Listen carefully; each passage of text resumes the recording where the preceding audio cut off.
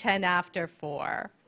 So I want to welcome you here. My name's Esther Nani, and I'm an associate professor and the director of the School of Disability Studies. And you've made the right choice by not following the election too early today and coming here to listen to Katherine instead. No. I hope not. Oh my God. I hope that wasn't prescient in some horrible way. All right. I would like to start with a land acknowledgement. So Toronto and Ryerson University is in the Dish with One Spoon territory. The Dish with One Spoon is a treaty between the Anishinaabe, the Mississauga, and the Haudenosaunee that brought them together to share the land, to share and protect the land. Subsequent Indigenous nations, peoples, Europeans, and newcomers of all kinds have been invited into this treaty in the spirit of peace, friendship, and respect. And some of you may know that this particular land acknowledgement was written in part with consultation with Hayden King, who has subsequently raised questions about land acknowledgements. So we take this moment to remember that land acknowledgements are an opportunity for us to acknowledge Indigenous presence and to assert Indigenous sovereignty. And in the School of Disability Studies, we try to materialize the spirit of the land acknowledgement in a number of ways, including by reading and enacting the recommendations from the Truth and Reconciliation Report, by trying to learn about ways to decolonize our curriculum and our teaching practices, by including the scholarship of Indigenous scholars on our reading lists and in our lectures, and by taking direction and learning from Indigenous leaders, elders, and the leaders that are in our own classes. Thank you. So before we get started, I wanted to just do a little bit of business. So as we see here, we have 2 ASL interpreters, Anna and Melissa. Melissa will be here with us for the whole time. Anna will be with us until 5 o'clock, and I trust that I think in this room the sight lines are pretty good. So, but if you need to reposition yourself to see the interpreters, please do so. We have live captioning. Angie is our live captioner today, so you can follow along with that. But we also have access copies of the talk that I believe Kim has. Which are right by the water and cookies. Okay. We have 2 attendants here, Aiken and Estelle, if they could indicate their presence. And so if we need anything, Aiken and Estelle are here to support us.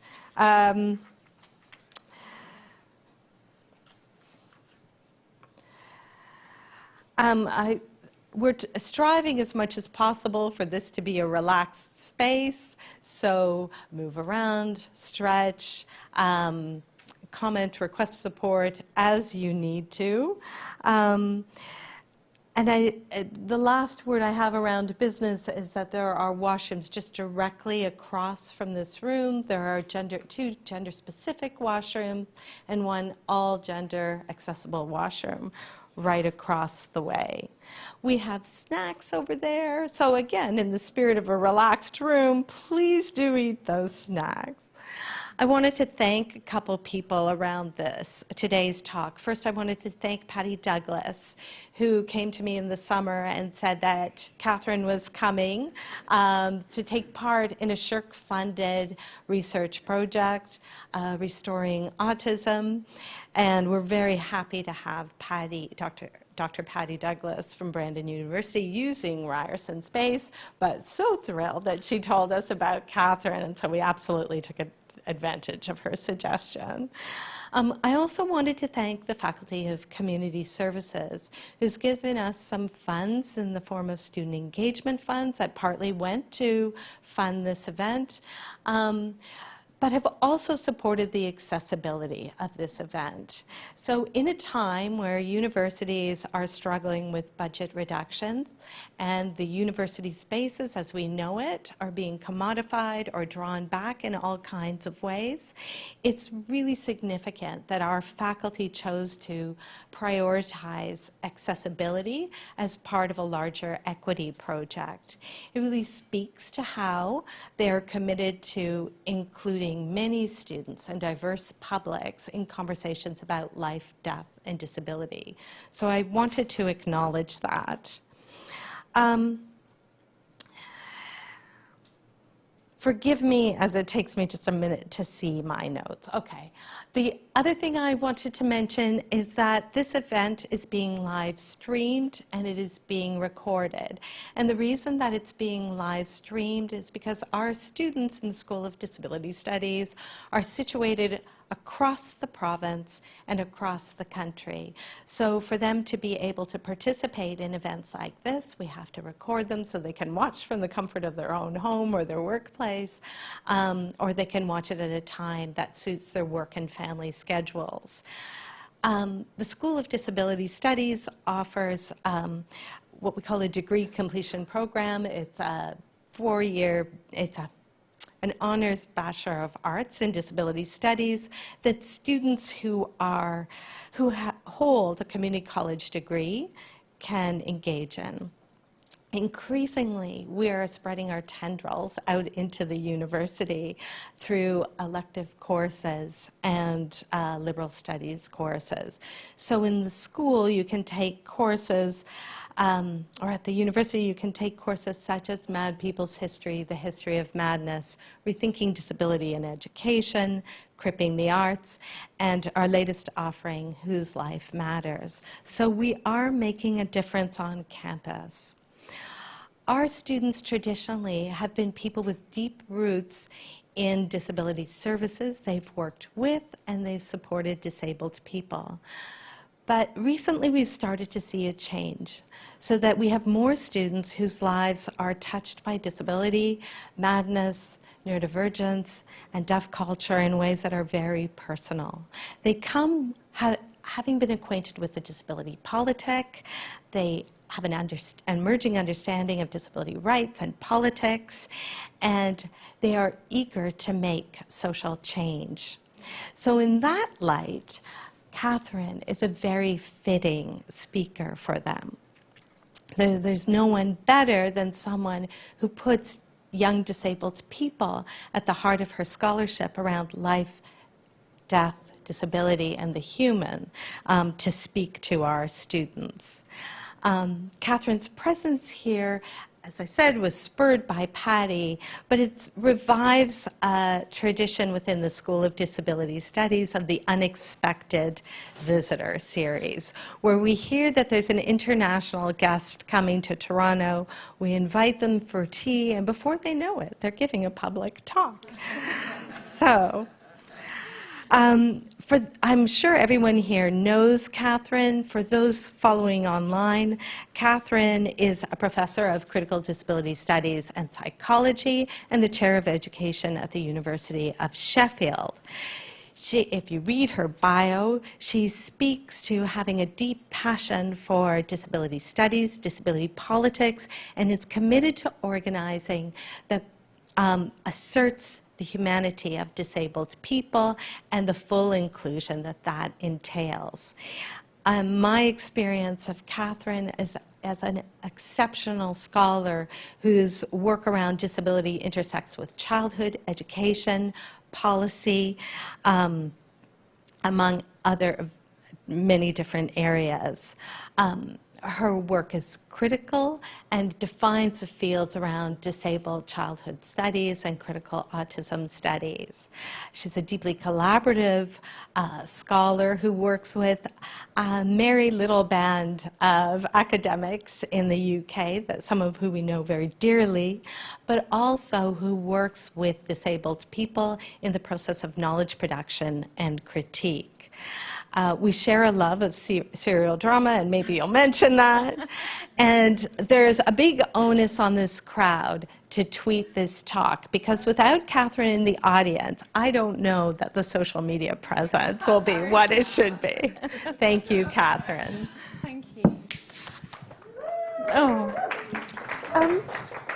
So thank you so much to Esther and for everybody who has made it possible for us to be here today. I'm absolutely blown away by the access. I'm imagining that the people from the UK are like, what is happening here?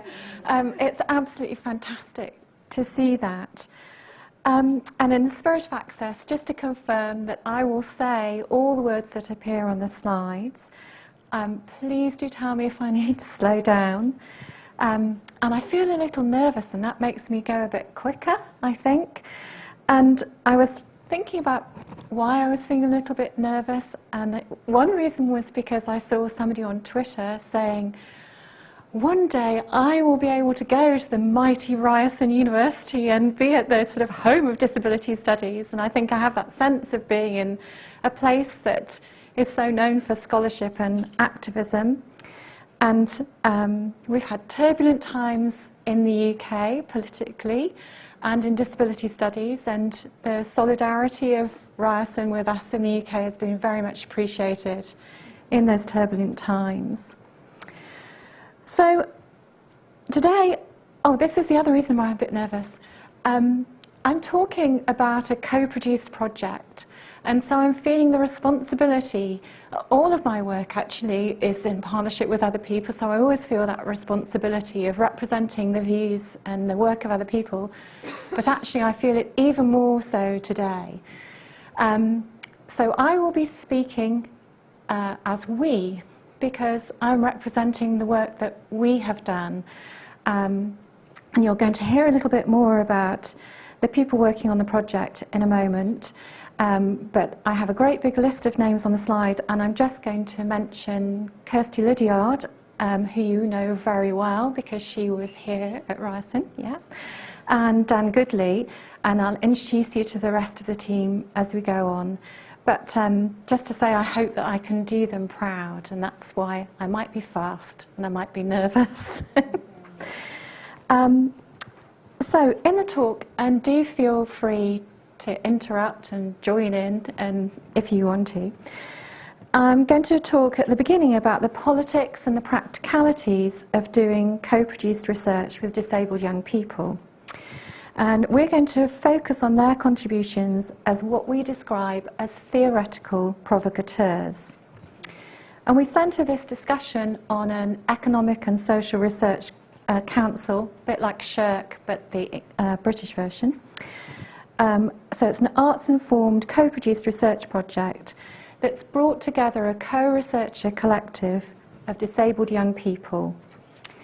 So co-production is a well-established approach in disability studies, and I'm sure it's familiar to many of you here.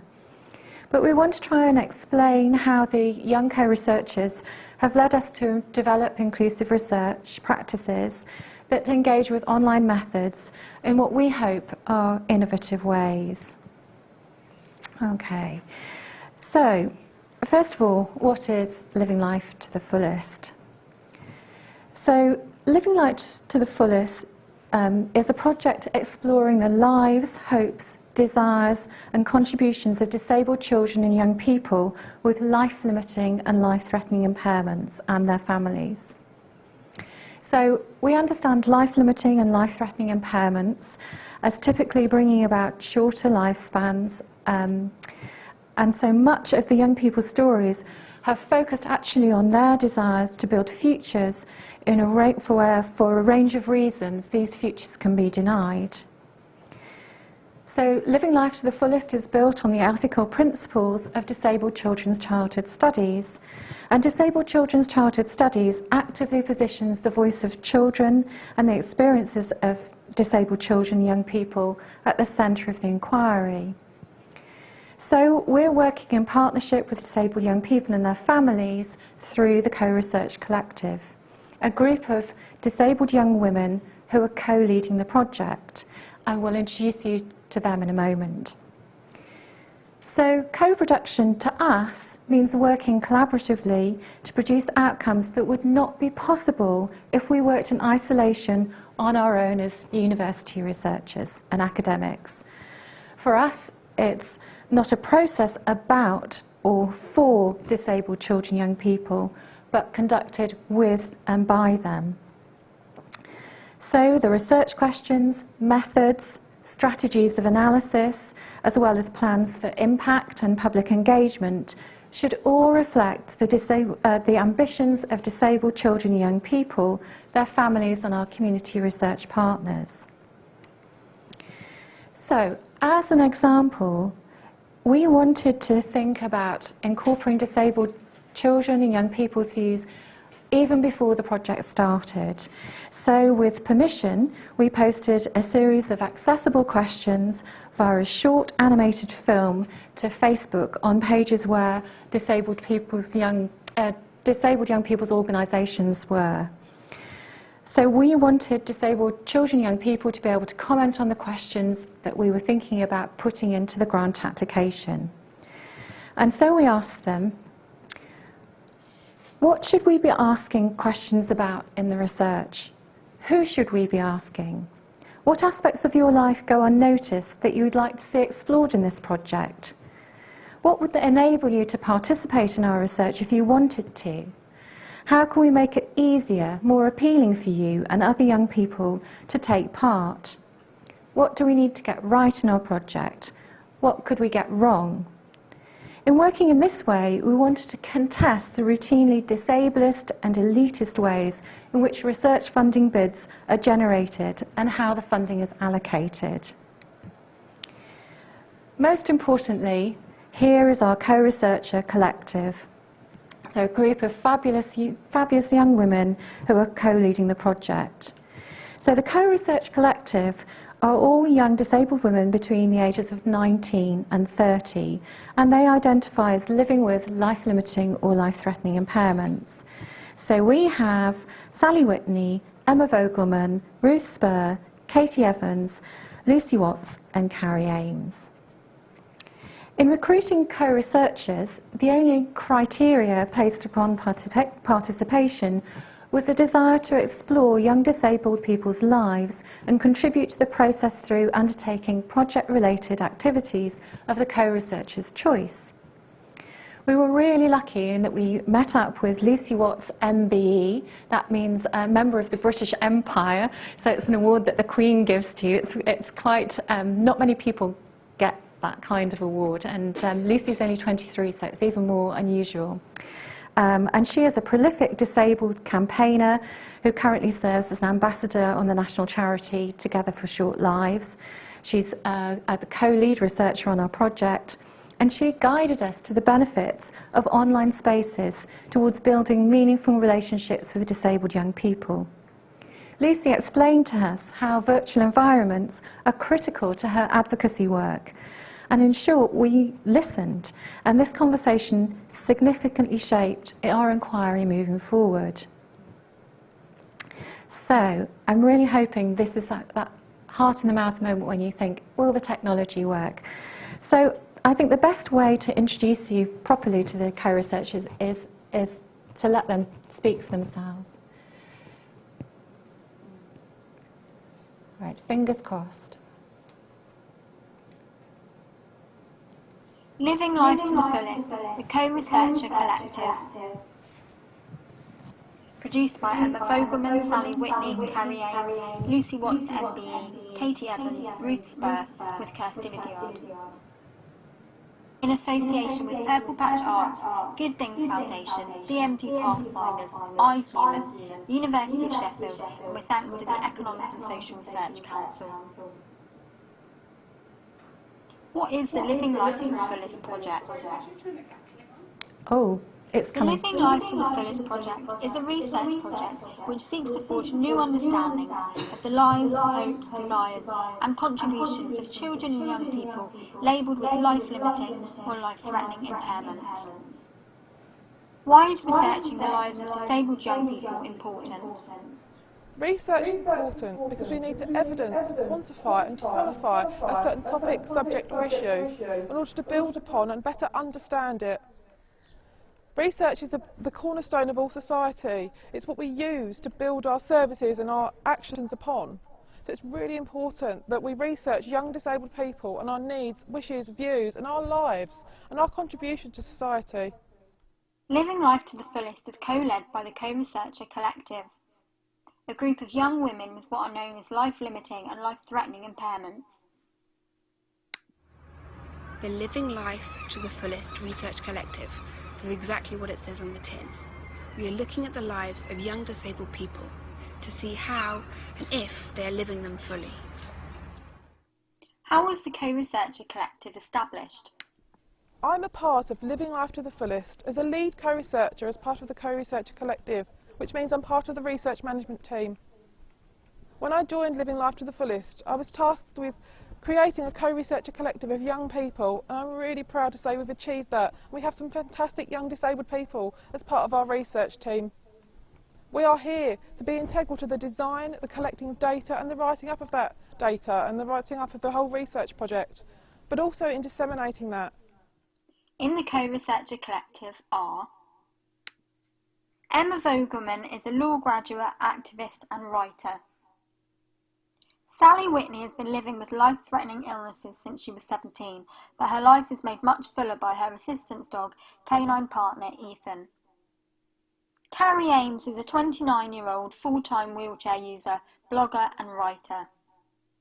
Lucy Watts MB is a proud young disabled woman with a passion for the great outdoors, for writing and photography, who dedicates her time to making a difference for others and lives life to the fullest with support from her assistance dog, Molly.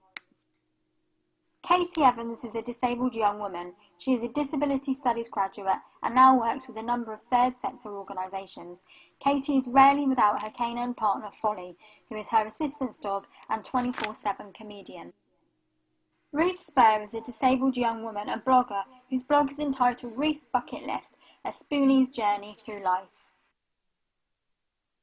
In this short film, co-researchers share their experiences of being and becoming researchers. Emma Vogelman. Hi, my name is Emma Vogelman, and I am one of the co-researchers on the wonderful Living Life to the Fullest project. And I joined the project because as a young disabled person with a life-limiting condition, I've answered loads of questionnaires, loads of surveys about my condition and my life, but I've never been asked how I feel about my life and how I feel about my future, and if my life-limiting condition impacts how I think and feel in any way. So I thought this project was a great opportunity to really understand what's on the minds of young people with these conditions and what their hopes and ambitions are, and that hopefully will leave behind a legacy that will show that we are just like everyone else. We have our insecurities, we have our ambitions, and this project will serve as a record of the amazing things that we achieve and all the things that we hope to achieve. So hopefully you all enjoy our research as much as we had fun conducting it. Carrie Aimes. To me, living life to the fullest means setting personal, meaningful, motivational goals and focusing my time and energy into achieving them. I feel privileged to have been invited to participate with the Living Life to the Fullest project as a co-researcher. I aim to play an active role and to contribute effectively to this worthwhile research project, since I consider it to be so significant and relevant to me and my peers in the LLLTI community. Together, we may seek to improve the lives of young disabled people with life-limiting conditions. I hope to acquire valuable new skills and experiences whilst also building my self-confidence, which is something I really struggle with. The aim of the project is to use the arts to understand the lives of young disabled people living with life-limiting conditions by demonstrating that our experiences, skills, knowledge and talents are of value to the community. Having studied art at undergraduate level, it will be great to put this to good use and impart my expertise for such a purpose. It is, I feel, essential to recognise and raise awareness of the lives of young disabled people. Ruth Spur. I want our voice to be heard and for people to know that we have hopes and dreams just like everyone else. Our lives are just as much fulfilling and joyful and happy and fun as anyone else's lives. We have challenges and things are difficult at times, and our lives will be cut short and some definitely will be shorter. I live myself with a life-threatening illness, and any time, your life could be shut short just like that. But actually it makes me want to live my life to the full just as much more. It makes me appreciate every opportunity, every moment I have. I want to grasp it with both hands. And I want this project to show that we have hopes, we have dreams. Why can't we dream? We should dream big, and we should know that our lives are worth something, and we're going to make a difference in our lives, no matter how old we get to and how our illnesses progress. Sally Whitney. It gives me a purpose and a belief that both I and others with life-limiting or life-threatening impairments have important, relevant things to say and add to our society, as well as to the discussion surrounding the understanding of disability in general. Research is also a way to connect with others in similar circumstances and gain a unique perspective into what their world is like. I found the research both illuminating and empowering as I hear the narratives that challenge the current understanding of young adulthood and disability, and stories that echo and reinforce my own experience. Being a young disabled adult can be lonely, and the converging of voices is a powerful step away from that loneliness. Co-producing stories. Who is in a better position to draw out and articulate the desires, hardships and experiences of young people with life-limiting or life-threatening impairments than us and the young adults we are collecting data from? Not only is the data we collect more authentic and first-hand, but it allows a further insight into living as a young disabled person by asking questions not only about the difficulties, but about their lives as a whole. A life with a life-limiting or life-threatening illness may be different from those without such conditions, but it can be equally full. Identifying barriers and counting tragedy to influence the world. The project identifies the barriers that young disabled people face and the hardships and disruption to their lives that disability incurs. However, more importantly, the project sheds light on the fact that young disabled people often have incredible aspirations and truly full lives. People need to know that living life with a life-limiting or life-threatening impairment doesn't solely turn someone's life story into a tragedy. The young people we have worked with have been able to create different ways of accessing and influencing the world around them. Their hopes and ambitions are just as valid and important as anyone else's. KATY Evans. The thing that I like most about the Living Life to the Fullest project is the fact that all the co-researchers have personal experience of disability, which I believe adds authenticity to the research. It's also been great to work in a team with like-minded people, and in a short space of time I've already learned a lot from them. Digging deep through active involvement. I'm really excited about being a co-researcher on this project because I think it's given me opportunity to dig deeper into things that society sometimes struggles to acknowledge. I've always enjoyed research, and this is my first experience of being actively involved in undertaking research. Lucy Watts, MBE. Living Life to the Fullest is a vital project looking at young disabled people like me and our lives, hopes, dreams and ambitions, as well as our contributions to society. It's so important that we as young disabled people are better understood and supported. Many of us with life-limiting and life-threatening conditions were not expected to survive childhood, and society hasn't quite caught up with the fact that we're now living into young adulthood and beyond. They also don't seem to understand that we want to live our lives to the full. We have lives to lead, things to do, dreams to chase, goals to achieve, and society needs to support us in doing that. We may be disabled and have a life-limiting condition, but that doesn't mean we can't contribute to society, and that doesn't mean we can't live good lives. I'm delighted to be a part of Living Life to the Fullest, this groundbreaking project which involves young people in the project, and not just as a subject, but as part of the research management team. Thank you. With thanks to Purple Patch Arts, Good Things Foundation, DMD Pathfinders, iHuman, University of Sheffield and the Economic and Social Okay. So for us, I think this film perfectly embodies why disabled young people make brilliant researchers. Their investment, passion, commitment and energy has shaped our project beyond what we could have possibly imagined at the outset. To be clear, and to counter the poor reporting of young people's contributions in the literature, far from embodying tokenism that can plague research with disabled people, the Co-Researcher Collective has made important decisions and undertaken the majority of the fieldwork with young people thus far. This has ranged from designing research schedules, which took place through a closed Facebook group, upon which co-researchers offered questions and reflections through the commenting button, to recruiting participants to interview young disabled people and parents, carrying out online semi-structured qualitative interviews via new technologies, growing the Co-Researcher Collective through recruiting fellow co-researchers, writing articles and conference papers, and promoting the project across various social media platforms and disseminating information through their own already existing networks and organisations. Oh,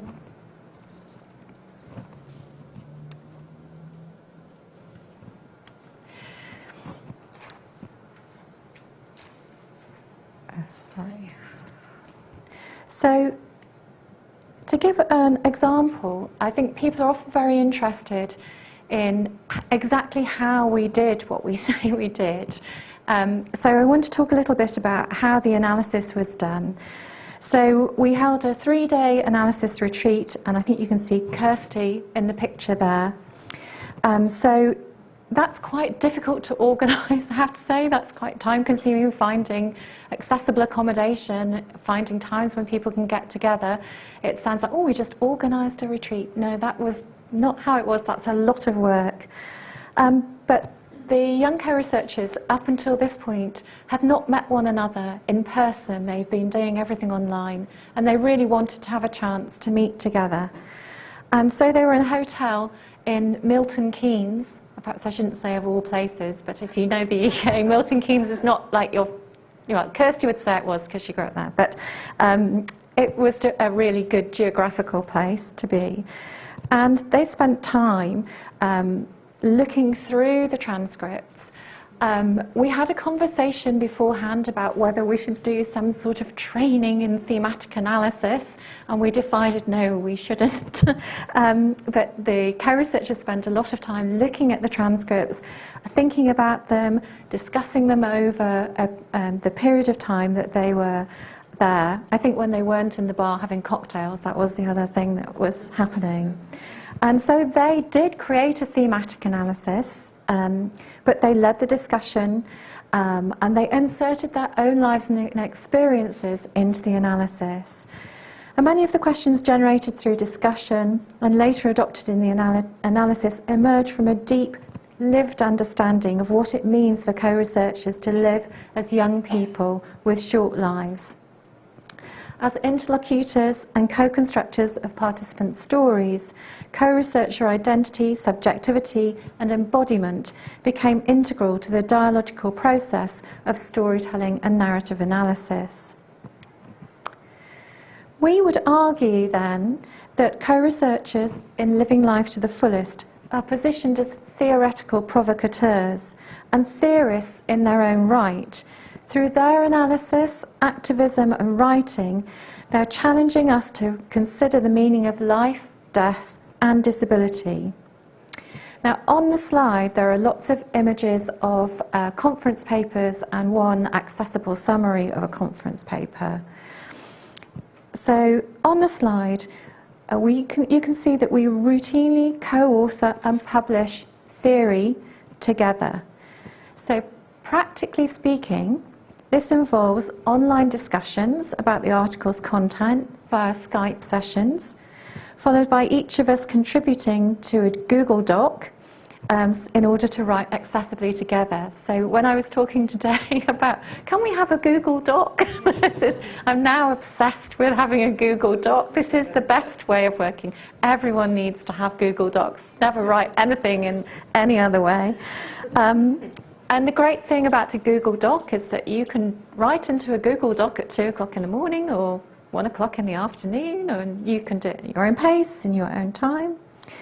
And then we would discuss things like the peer reviewers' comments on the paper. We were able to discuss that over email or FaceTime. We worked on revisions in collaboration with one another to revise and resubmit for publication.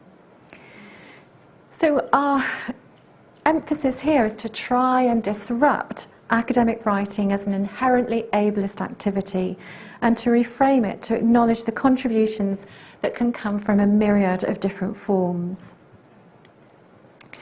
So we couldn't have done all of this without virtual spaces, and the use of the internet has been argued to be transformative within social and educational research. In an information age where new social technologies are rapidly reshaping human communication, online spaces can offer new forms of inquiry.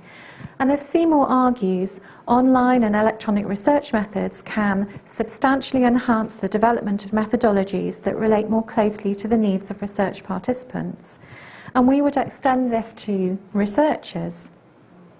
So to draw disability in, we know that many disabled people are often more visible online, where new forms of citizenship are being claimed due to the internet or online spaces, providing more accessible avenues for participation, communication, education, entertainment, employment, than perhaps in real life, where significant barriers to these areas of life prevail. It's important also to acknowledge, of course, that many disabled people face digital exclusion, particularly people with vision impairments and learning disabilities, and that for many, the internet is a space of violence, and in the context of our project, online environments have invited real flexibility with regard to time, ethics, and research practice. But we do accept that it's likely contributed to the lack of diversity in the co-researcher collective. So through the intricacies of crypt time, new temporal frameworks of research embody alternative orientations in and to time. For example, co-researchers will often message us at all times of the day and night. We schedule meetings around the presence and time of care visits and support from personal assistants. Skype meetings involve breaks to adjust tracheostomy tubes or seat cushions. Blog posts and tweets get written through the night. Online interviews via Facebook Messenger are meticulously broken down into multiple sessions due to exhaustion on behalf of the interviewee or the co-researcher. Contributions require regular breaks due to frequent hospitalisations, and planning the physical get-together, so the analysis workshop, takes considerable time and labour due to the need to manage multiple barriers to access. That's also true when we come to conferences together, so the complexities of managing, accessing a conference are enormous. The time taken is enormous, and I think that time is a really important theme running through this project, because we have a pressure to work to university project time, but we're working in crypt time and trying to crypt time in order to do what we're doing. But we don't see the list of accommodations we made, if you like, as negative aspects of impairment, but we think that they are vital moments to rethink and reconsider conventional temporalities of qualitative methods and research processes. And so we suggest that these embodied experiences shape the process to the benefits of our participants, young disabled people and their families, ensuring that the materialities of disabled bodies and minds are centred in inquiry rather than written out or overlooked. So in living life to the fullest, impairment is more than an unwelcome presence. It serves to disrupt the embodied norms of inquiry, acknowledging the generative relations of alternative ways of being in the research process. In this way, our processes become more responsive to the real-life worlds of disabled children and young people living with life-limiting impairments and their families. Okay. Esther, can I just do a time check? Yeah, good. It's 4:51. How much time would you... what I'm wondering, I'm going to put it to the room. The paper is in two halves, so this was about co-production, and I'm about to tell you about a paper that we wrote together. But I wonder if it would be better to stop now and have a discussion about co-production and whether that's more useful than me just talking for the whole time. How do people feel? I would love to talk about co-production. I kind of thought people might like time to talk about co-production. And the great thing, of course, about the paper is that you can download and cite it at a later time. I can talk a bit about how we wrote the paper together in conversation, but I kind of feel like I would very much appreciate the chance to hear from you rather than me just filling the space by talking for hours and hours. Yeah. Listen for hours. Oh. Okay, so we're just going to ask, because we're recording, because we're live streaming, that if you have questions, that you use the mic. Okay, so I'm really not the person to do this. It's kind of amusing.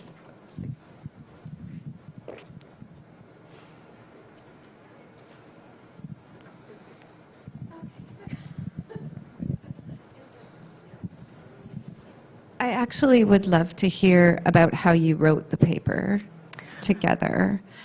Okay, so let me take you slightly through the slides, but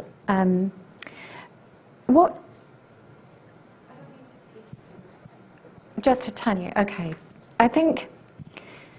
So I will just go to one of the slides. So on the screen, there are 4 resources. So one of the things about the co-researchers was that before they became co-researchers, they were all writers. So they were already blogging, they were writing for the organisations that they were allied to, they were just writing on their own personal blogs. So everyone already had text that they were writing about. And so this paper was based on what they had already written. So what they had already written is written into the paper. And through this process of dialogue, sometimes through Skype, but more often through Google Docs and through email communication, we were able to pull together a paper. Now, this paper focuses on posthuman disability studies, which is kind of perceived as being highly theoretical and maybe something that people would make an assumption that young people couldn't engage with.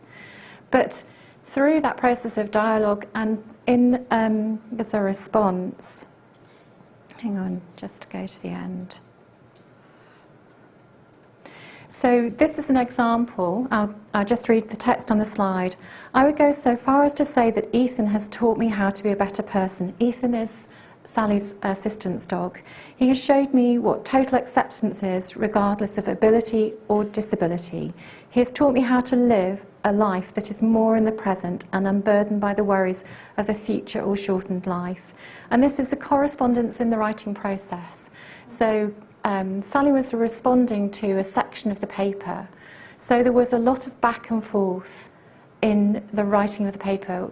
So we were putting ideas forward. So we were talking about the non-human human actors in the assemblage. We were drawing on posthuman theory, but we were doing it in a way where people were able to write back to us and check. It was like a sort of checking process of, we're making this kind of sense. Does this make sense to you? No, this isn't quite how I see it. This is how I'm seeing it. And that form of writing was really productive and generative. And we also have a book contract. So we're really super excited about that. I don't know if you know Emerald Publishers, but okay, so Emerald has a short book series which is great because they're short, so 50,000 words. They're also in paperback, so they are accessible in terms of people buying them. And so we are writing alongside co-researchers, and they have designed the proposal and the content of the book. So, for example, Sally and I are working together on a chapter on religion and disability. And so Sally has already written actually a lot about it. So we're just in a process of negotiating what's that going to look like. She wants me to be able to direct her to literature, pull literature in and so on. But I think it's the great thing about a book is that we don't have to obey academic conventions. And I think in Disabled Children's Childhood Studies, in the edited text that people in the room were involved with, we had chapters that don't look like traditional book chapters. And that will be something that we want to do again. So sometimes we want to do the traditional thing, but sometimes we're going to be doing the thing that allows people to say what they want to say in the way that they want to say it. So it's very much a process of backwards and forwards rather than a process of, this is what an academic book looks like, this is what a book chapter looks like. You will fit into that. Does that help?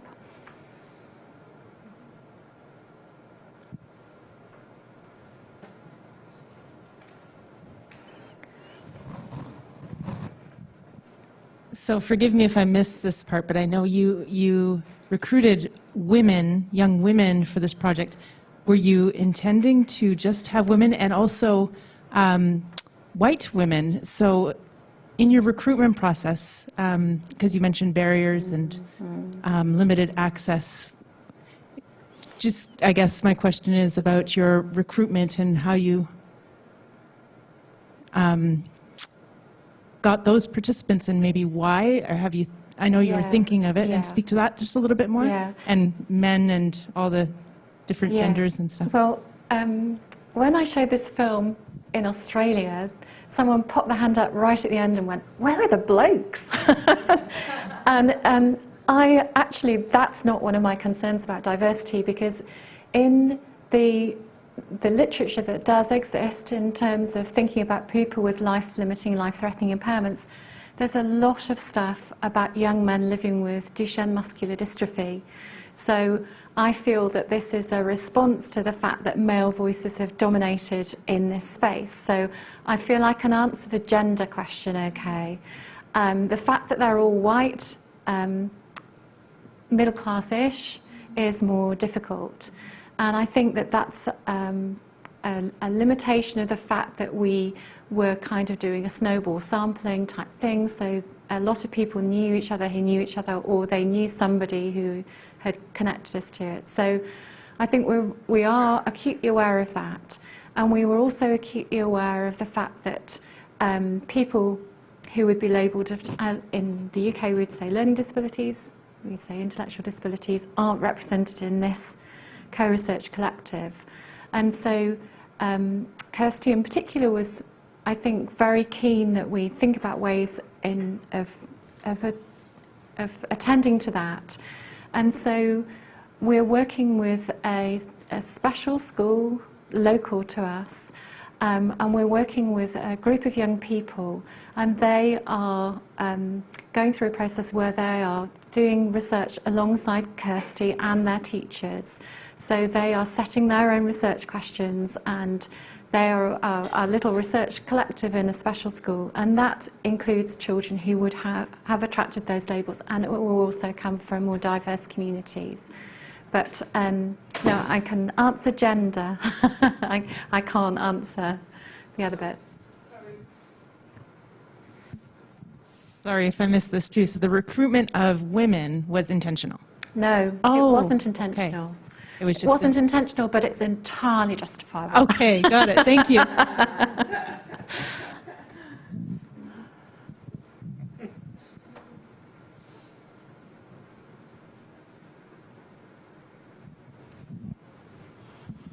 Hi. I'm wondering if you could speak a little bit about the grant writing process with co-researchers. So bringing them into conceptualizing the grant, if they were involved in that stage, a little bit about the honorariums and the support. Obviously, there's a huge time commitment, and obviously there's this great co-production of knowledge. And so I'm wondering a little bit about the budget and what that looked like as well, just from a practical perspective. Yeah, absolutely. Really happy to answer that. So what Kirsty did, and if you go onto the livinglifetothefullest.org blog, you can see Kirsty made a short animation where she put the questions that we were thinking, the questions that you saw, and we tweeted that out. So it was done on a kind of, you put it out there and you just saw what came back, and things did come back. So there was that level of involvement, which is more than we would normally have when we're thinking about grant applications, in one sense. The other thing that we have done in the other projects that I've worked on is held stakeholder workshops where we'll have an idea about grants and we'll invite people in and we'll ask people to comment in the writing process. But that's tricky because at that point we don't have any resource. And what happens is that the people in the room, the practitioners or the academics in the room are paid because that's part of their role, and sometimes disabled people are not paid to come and do that. So that's problematic, because at that point there is no resource potentially. We can maybe pay travel, but we can't pay for people's time. Once the project's funded, for us with the Economic and Social Research Council, it becomes a little bit easier. So we are allowed to pay organisations, we're allowed to pay disabled people directly on the project in terms of the funder. The problem is, if you are a disabled person and you are on a benefit called Employment and Support Allowance, you are allowed to earn, or you're allowed to work up to 16 hours a week and earn a limited amount of money. But the benefit system is very stringent and potentially punitive. So people are sometimes very anxious about taking on short-term work that might position them as somebody who could work if only they tried a bit harder. Well, you had a job, you get another job. So it makes people precarious in relation to the benefit system. So there are two solutions that we have found to that. One is not to pay people a salary, but to have an honorarium or vouchers or technology, you can buy tech or things like that. The other thing is to work with organisations who already employ disabled people. So we pay the organisation, we don't pay the individual disabled person, and then we aren't in trouble. But, this is a very long and complicated answer, but we are trying to move to a situation where we can employ disabled people directly. So, one thing that you can do as a disabled person, if you have access to the resources to enable you to do this, is to set up your own company. Then, we pay the company, and the company pays you a wage that is below the wage that would put you in trouble with benefits. So some people are doing that. Some people have gone to the benefits office and said, so we have a another project where we have 50 hours work. So I have 50 hours work, and then we will pay it so that we never go over the 16 hours a week, and then they can be paid directly. But it's, as you can see from our answer, it's hugely complicated, and it's something that makes me very anxious because of I don't want anybody participating in our projects to be put at risk in the benefit system, which we already know is very risky and punitive system. So that's how it works, or doesn't work particularly brilliantly. This is a very small follow-up question, but it has symbolic. Oh, sorry. This is a very small follow-up question, but I think it has symbolic significance. In the Canadian granting system, and I don't know if it's the same in the UK, you cannot pay co-applicants and you can't pay collaborators on research projects. Yeah. So that people have to be positioned from the state's perspective as a participant, even if you're treating them in your research apparatus as a co-researcher. And is that the same or different? No, in we the UK? can pay. The ESRC is not the problem. It's the benefit system that's the problem. So, you know, we can do what you can't do, we can do that. And in fact, and I think the research councils, we have lots of research councils in the UK, are very open to and supportive of the idea that you are paying your collaborators, your community partners. That would be in disability studies, that would be very welcomed by reviewers and so on. It would be looked upon very favourably. And even funders like the National Institute of Health Research, so a bit more medical model, are very interested in seeing that kind of co-production and wanting it to be paid. So no, that's not the problem. The problem is the risky status that you're possibly conferring, or that person is, you know, in relation to the benefit system.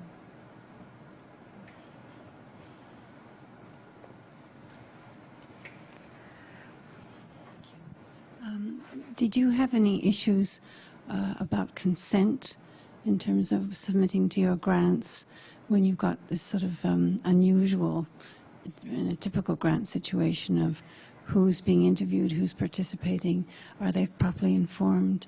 Here in Canada, as you probably know, it's quite challenging in terms of we have to hand over the documents explaining what we're doing. In other fields, like I'm an anthropologist in anthropology and sociology, whereas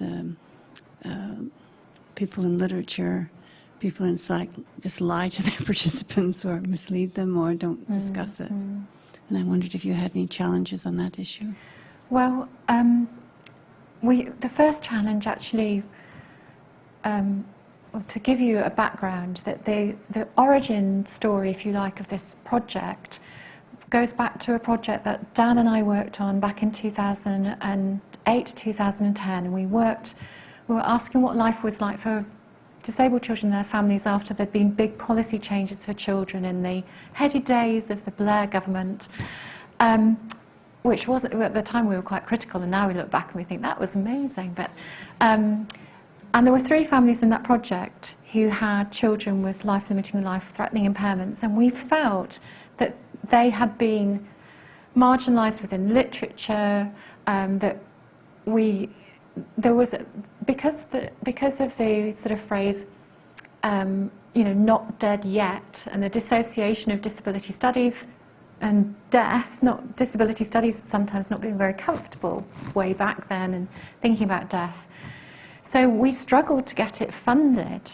And we got reviews that said, this is really tragedy talk, you can't do this stuff. So we tried 4 times to get it funded.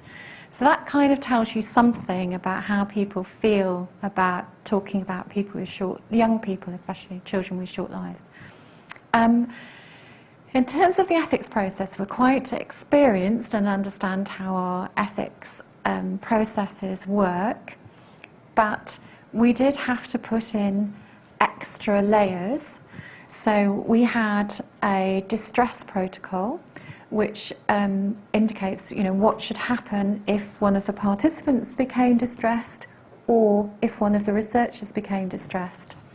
And the other thing to stress, and I think sometimes when I've talked to students, they've got confused about this, the co-researchers are not participants.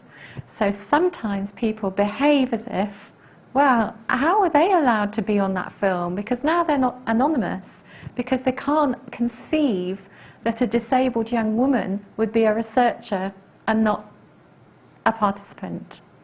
So sometimes people get a bit confused about the ethics and those sorts of questions because they just see the disabled people as the participants in the study. And the other thing that we did do, so we have this distress protocol, and we also have a block of money that we set aside for counselling in case people became distressed.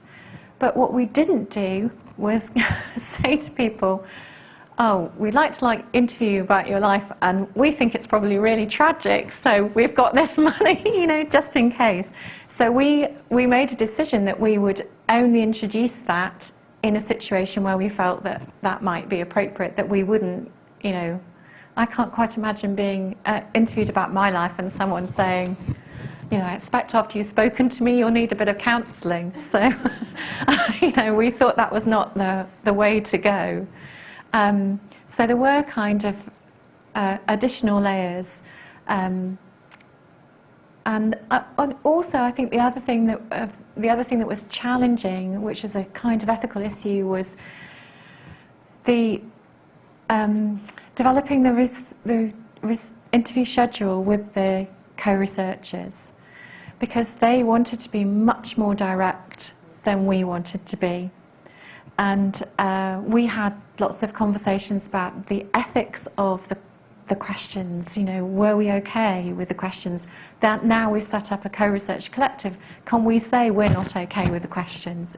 All of that sort of toing and froing back and forth, it took a very long time for us all to agree what the schedule would be, because we were kind of having concerns. And the other unanticipated, but we should have perhaps anticipated, ethical issue was the young people wanted to interview parents, and parents did not want to be interviewed by young people. On the whole, they said, no, we don't want to. And I can understand, as a parent myself, I can understand why they took that stance, but we didn't anticipate that. And that was difficult. A difficult thing that we had to discuss about why might that be, why were they reluctant to talk to young people, but they were, so ethics, we always say to the students, it's not you get ethics, it's done, it's constantly there, constantly bubbling up.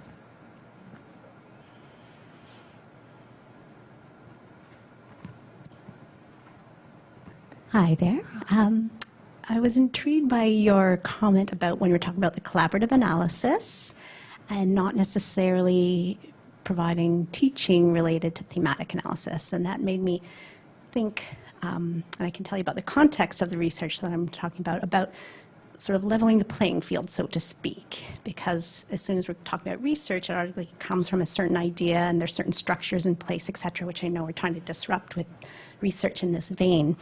And it's coming from the research program I'm working with, which is related to health sciences, but it's a program at a hospital focused on mental health and well-being of young people labeled with neurodevelopmental conditions. And in our program, we have a series of self-advocates, as they call themselves, who we're providing some training on research so they can become co-researchers or be engaged in research in some way.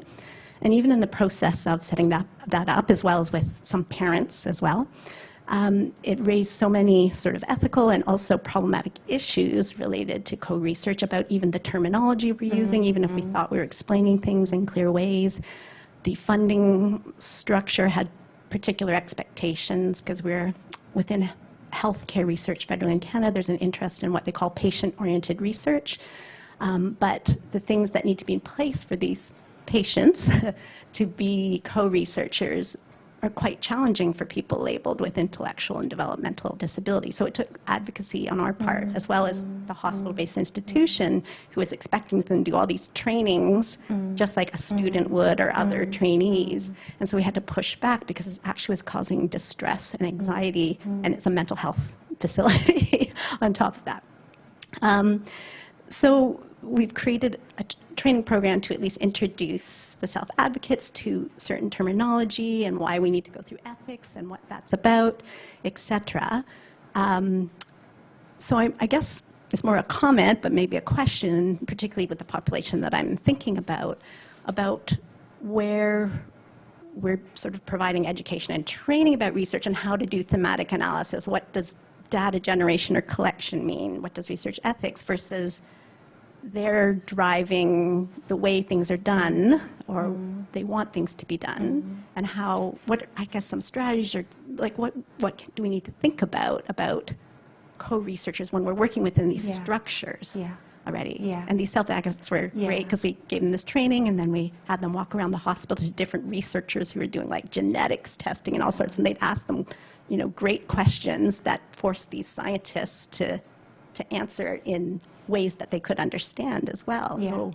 So we did do training, well, Kirsty did training around research ethics, because obviously we wanted to be really clear about that anonymity, confidentiality, and so on. So there was some training there before people were interviewing, and I guess there was training, if you like, in the discussions of how you ask an interview question, and you know, there were lots of leading questions to begin with and those sorts of things. So there was training in that sense. But I think when it came to the analysis, we wanted to trust in their lived experience, and we wanted to not sort of create mini me. We didn't want to say this is how you do it. We just wanted to let that emerge. So I think that I'm really conflicted about it, because I think in a way people should have access to knowledge, but equally, what's the point if we're not going to let people breathe and bring their lived experience to the project, if we're going to constantly funnel them down in particular ways? And actually, being part of KATY's digital storytelling project, and when we do the analysis for that, you didn't tell us, the people watching, you didn't tell us how to do the analysis. You didn't say, you know, look at the visuals, look at the sound. I'm sure there are sort of ways of analysing film that you could have taught us, and then we could do it. But actually what happens in those analysis workshops, I felt, were really rich, because people were just speaking from their lived experience and doing something different from that. So I think at some points in the research process you need obviously to do the training, although also you need to do the training in different ways. So for example, in the school that we're working with, the training on ethics is an assault course in the hall. So they've created an ethics assault course, so they're going around to try and learn it, you know, learn the ethical process. And their data analysis, they're doing lots of things in 3D to try and you know, make concrete some of these complex ideas and so on. So even if there's training, it isn't necessarily like university research training that you would need. You know, training needs to reflect the communities that you're working with too. But yeah, I do feel conflicted by it, but I also feel, certainly for the analysis and the retreat, that if we'd imposed, you know, read Brown and Clark 2006, that, you know, that would not have been helpful, much as that is a helpful paper.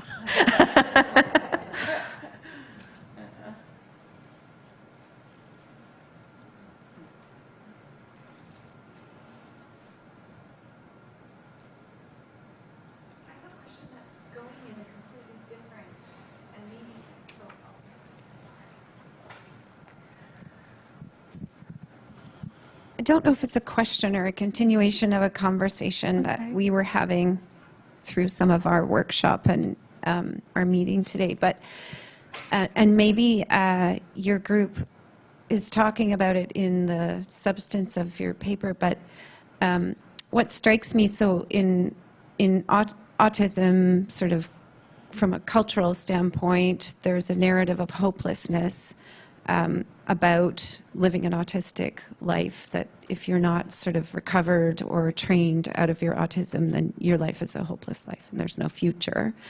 And here's a project where that is completely turned on its head. And then I'm also thinking about our conversation we had a team meeting today for the project, and about hope and about critical hope. And so I don't know if that came up in, and what the sort of lines of flight that you followed in your, I'm going to just find, I'm going to let Lucy answer this. Hang on.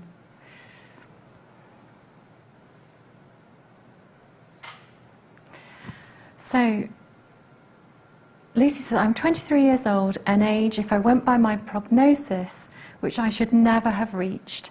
I have a life-limiting condition, yet my life is pretty amazing. However, if I told you the reason my life is so great is because of my condition, would you believe me? And that's the tension that's running through the project. So the paper, the posthuman paper, is there's a absolute attachment to the human and a wish to be recognised within the register of the human at the same time as disrupting the human. And Dan, Kirsty, Rebecca Lawtham and I, when we write about DisHuman, it's that constant tension of desiring the human, the norm, at the same time as disrupting it. And so I think that critical hope, that's the position that we're all in. My anger about some of those stories from the storytelling workshop, you're holding anger and hope at the same time. And rather than being, we'd say in the paper, rather being sort of blocked by the contradiction, I think that you have to see the potential of the contradiction. We always want to resolve contradiction and settle everything, and no, you can't possibly be have a life-limiting condition and think that that's the reason why your life is fantastic. Those two things do not sit together in how people talk normally. So I think that kind of sitting with things being in conflict all of the time is perhaps where allows you to get back to the place of hope and not sit all the time in anger or all the time seeking the normative human.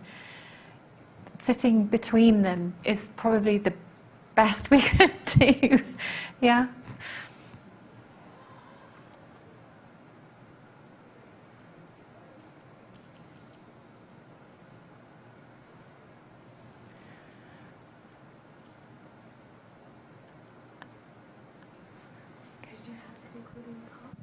Oh, I've got one more question. I'm going to sneak in one last question. Okay. Thank you. Do we have time? Yeah. Okay. Absolutely time. Okay, great. So my question is that you talked about how you left things open-ended as far as the analysis goes, but you did some training around ethics, and there was some push and pull around interviewing, leading questions. I'm wondering what your partners, the disabled young people, what did they teach you in this process? Oh. And you probably, I mean, I'm sure there were lots of things. Yeah, but. so you know how we have lots of time? We don't now. I'm going to fill it. What they've taught us in the research process is that the stuff about time, about pace, about doing stuff at a different time, about the fact that you don't have to conform to particular ways of doing research that maybe we thought we did before. I think they've challenged us to be braver, maybe, in some of the ways that we ask questions and think about things. That's always really challenging. They don't change really practical things like, the Google Doc thing, and that sense of, oh, that's a really helpful way of working. Why are we just not working like that? And I've tried to insert that into Patty's project today. So it's a really, people say this all the time, but good ways of working for disabled people are just good ways of working. And I think that the idea of that, disability is sometimes disruptive. It's some way disruptive, but that's often a productive, there's productive potential from that moment of disruption. So there's a bit of a moment of, and then something productive comes from that. And that's what's happened to us throughout the project. I think you have to acknowledge, and in all the projects that I've done where we've worked with partners, you are confronted with how little you know and how unskilled you are. I think you have to accept that you are working with experts and you are not the expert, and you have to work towards letting go.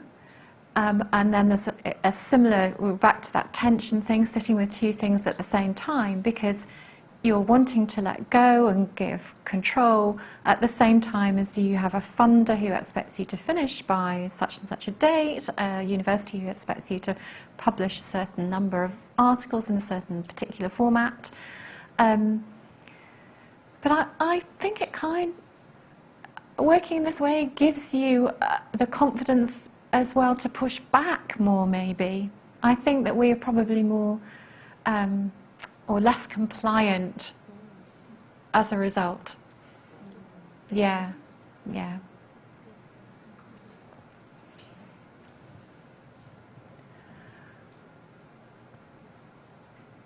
I think maybe that's a good place for me to stop outing myself as non-compliant researcher to the world. Did you have concluding, because I'd seen your talk, I knew Yeah. it came in 3 parts. Did you have concluding comments you wanted to make? Or? Yeah, I could do that. So I think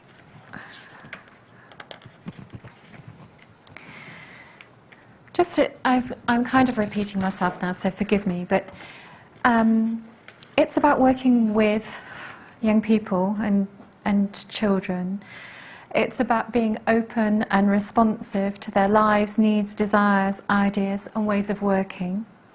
And it's about collaboration also with our community research partners. It's about listening, it's about learning from children and young people and trying to let go and acknowledging how difficult that is. So letting go means relenting power and control of the process, letting the young people lead the process. And really interestingly, where they want the message to go, so when we've talked about dissemination, their top audience for who needs to know about this research is other young people. And then we're in a conflict with what the university thinks is who the top audience is, which might be a policymaker. So there's tension all the way through. So I think the other thing is about accepting the labour, the responsibility as our responsibility. We have to accept that. We also, I think, have to make that visible in the university space. So we have to tell people, this is taking us longer. We will not be as quick as you doing your randomised control time, and that's okay. And we have to try and flatten the power imbalances where we can, but we know that's not always possible. Co-production must be about transformation, and we are led by the change that they want to see in the world. And I think when you do research which is very affirmative about disability, and in my work around talking about mothers of disabled children, where I've, like many other people, we've been really interested in providing more affirmative accounts as counter-narratives to the really deficit stories about parenting and childhood disability. And then I've been accused of trying to replace one stereotype with another. And I suspect that's what someone might accuse us of trying to do here, that we've kind of gone too far in the, affirmation. But I think in our DisHuman orientation, so that idea of you can sit with things that conflict with one another, is a way that we can push back and resist stereotypes, because stereotypes are trying to fix something, aren't they? And if we say, well, we're not going to settle, we can push back against the stereotypes. And we can acknowledge the web of relations between humans and others that mean that those subject positions are always in flux. So I think the ending is we just have to keep moving and keep sitting with the tension and acknowledging the tension and not be preoccupied with settling. Thank you. Thank you very much. Thank you. Thank you. Thank you very much, Katherine. I think ending with not settling is an absolutely perfect thing to do in this moment in our history. Yes. What wonderful talk about methodology, about hope, about inclusion, about changing the way we do things. I'm welcome everyone to stay and finish up the food and maybe chat less formally with Katherine here. I wanted to also thank a few people. Kim Collins, who graciously passed around the mic, also did all the coordination of the access for today. She's a wonderful resource if you're looking for someone. I wanted to thank Paris, Master McCrae, Tali and Ronan in our office who helped quite a bit with promotion as well. We have a number of other talks lined up, and the next talk is on November 20th. It's an artist panel, and so please check our Twitter feed and Facebook page for more information about that. So thank you again. And go vote if you haven't voted yet.